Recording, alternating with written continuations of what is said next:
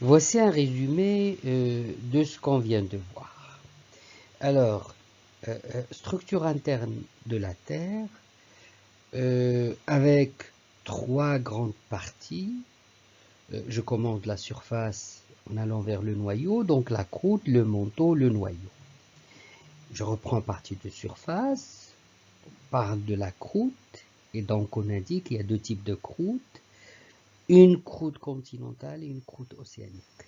La croûte continentale, elle est faite, disons, de roches granitiques avec une densité autour de 2,7, 2,8, 2,8. L'épaisseur, donc, c'est entre 30 et 35 km, mais qui peut aller jusqu'à 50-65 km quand il y a, création, enfin, des chaînes de montagnes.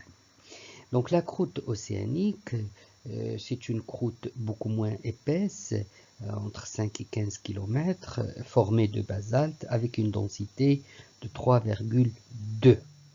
Ben, pour passer au manteau, donc de la croûte au manteau, la sismique a permis donc la mise en place d'une discontinuité qu'on appelle discontinuité de Moe, et on passe donc immédiatement au manteau.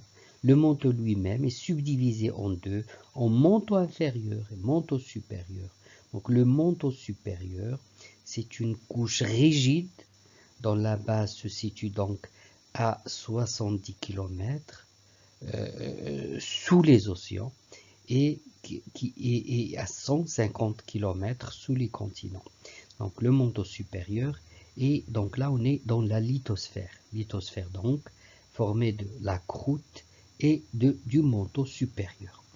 Donc ici on passe à l'asténosphère. Donc l'asténosphère commence à partir du manteau inférieur.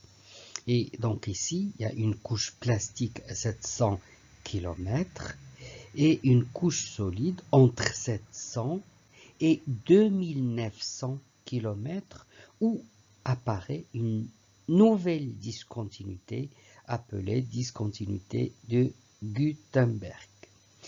Après, on rentre dans le noyau. Le noyau est subdivisé en deux, un noyau externe et un noyau interne. Les deux sont séparés par une discontinuité appelée discontinuité de Lehmann.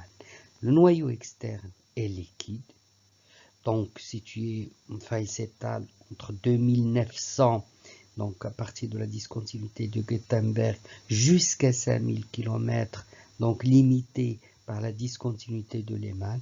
Après, on rentre dans le noyau interne solide avec du matériel lourd, à savoir le fer et le nickel.